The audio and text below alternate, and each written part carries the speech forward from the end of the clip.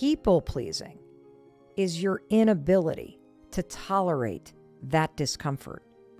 So many of us resort to keeping the peace or staying quiet or not picking up the phone because we're terrified of creating more discomfort in our bodies. And that is what the heart of people pleasing is. That you just don't like to feel the tension of what if they're upset? What if this? What if that? And this goes all the way back to childhood. And there's a lot of research around this. In fact, based on research, this discomfort that you feel when you know that what you want is at odds with how somebody else is going to feel, the discomfort's normal. You're actually wired this way. And this has to do with the fact that we as human beings are designed to be in groups. We are designed to bond with other people. And when what you want, putting yourself first, is at odds with how somebody else is going to feel, it's at odds with your own wiring. And this is according to research from Dr. Juan Dominguez of Monash University in Melbourne, Australia.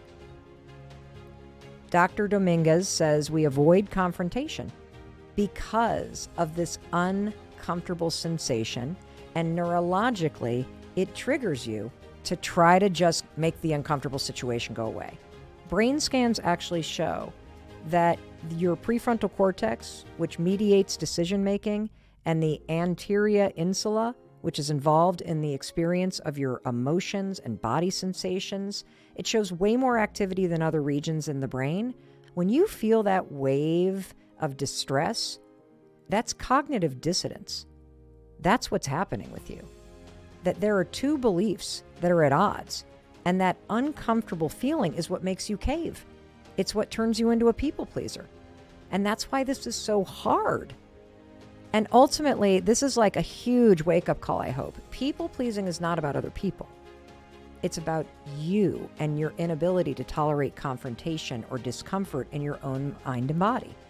And I struggle with this. That's why self-awareness is key. Rejection.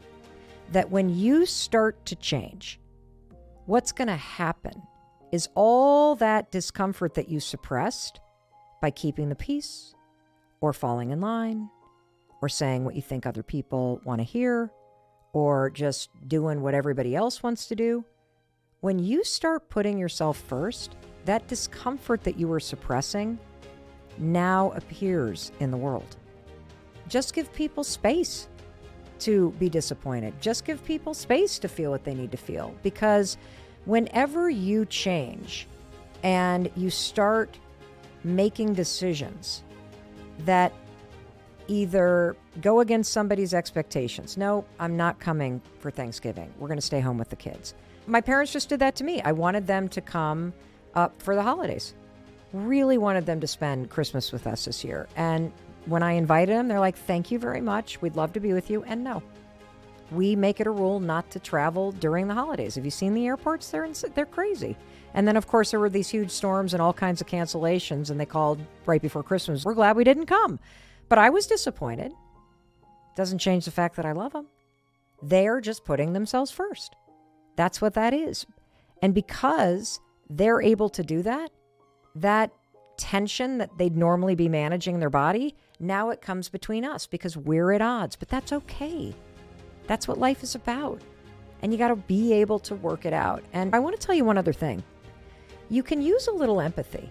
The main thing to keep in mind about putting yourself first is that when you start to make decisions that work for you, it makes other people think about the decisions that they're making. If we make space for each other, what comes through is the love. That's it.